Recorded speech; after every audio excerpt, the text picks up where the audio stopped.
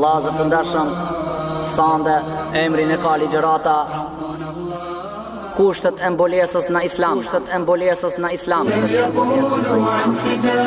لا وربي لن أبالي يقول عن حجابي أنه يفني شبابي واليغال في عتابي إن للدين انتسابي لا وربي لن أبالي همتي مثل الجبال أي معنى للجمال إن غدا سل المنام يقول عن حجابي Lezar, të ndershëm dhe motra të nderuar, ja pra kushtet e mbulesës shkurtimisht. Kushti I parë tham është me mbulu tër trupin, me mbulu tër trupin, me mbulu tër trupin. E dyta është mos të jetë mbulesa e jashtme e zbukurume, e zbukurume. I treti kusht është mos të jetë I parfimosët. I katri kusht është të jetë I gjanë, që mos të ngjitet për trupi. I pesti kusht është të jetë I trazh dhe mos të jetë I tejdukshëm. Kushti I gjashtë është mos t'ju përngan teshave të burrave që I veshin burrat. Kushti I shtatë është mos t'ju përngan teshave jo muslimaneve, qafirkave.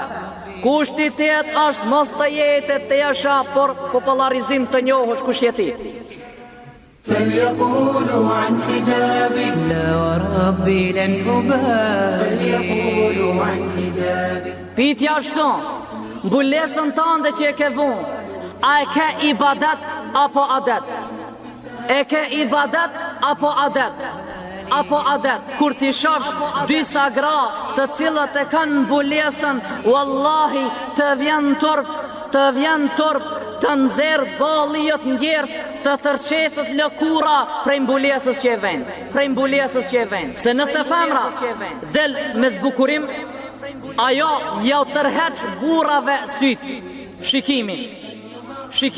Këthehuni mbulesës, ajo është ma mirë për ju sa të ktheheni ka Evropa dhe Amerika, ka devijimi dhe shkatrimi. Do ta shosh mbulesën e zhadës, lavirës, muslimanet, të cilat thrasin se janë muslimane, pasojnë një lavire e cila është pagu prej armiqve të Allahut, qish me I shkatru musliman.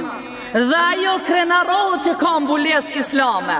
Ajo nuk ka mbules islame. Fatimi abia pejgamberit sallallahu alaihi wasallam ka pas frikë, ka thonë se kur do të vdes une, do të shtrina, do të mbulojnë mua me petk, do të më diktohet trupi jam.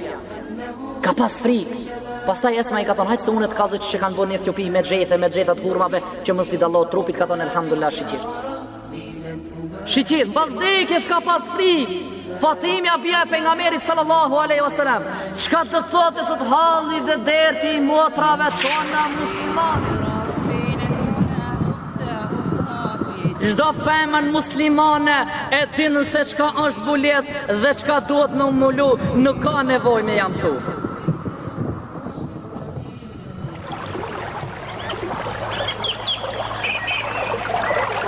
Allah جل شانه وجل جلاله thot në Kur'an: يا أيها النبي قل لأزواجك وبناتك ونساء المؤمنين يدنين عليهن من جلابيبهن ذلك أدنى أن يعرفن فلا يؤذين وكان الله غفورا رحيما. O pejgamberi I Allahut, thuaj grave tuja, bijave tuja dhe grave të besimtarve, le t'i vënë mbulesat e tyre mbi trupin e tyre. Allah xhalla shanu wa xhalla jalalu thot në Kur'an: ولا يبدين زينتهن إلا ما ظهر منها. Allah xhalla thot: të mos i zbulojnë stolit e tyre, zbukurimet e tyre, zbukurimet e tyre. Allah i Gjellëshanu thot në Kur'an surat Al-Ahzab: وقرن في بيوتكن ولا تبرجن تبرج الجاهلية الأولى.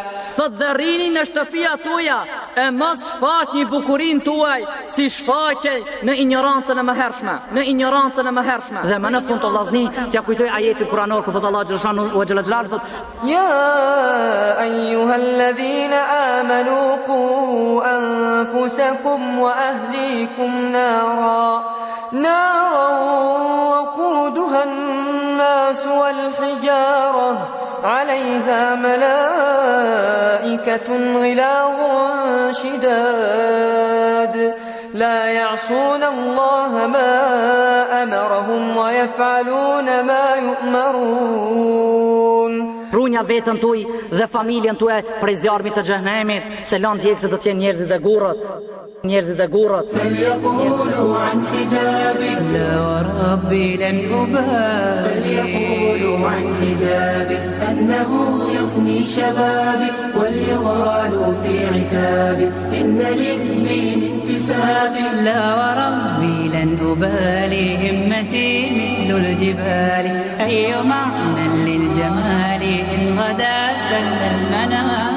فليقولوا عن حجابي أنه يفني شبابي وليغالوا في عتابي إن للدين انتسابي. لا وربي لن أبالي همتي مثل الجبال أي معنى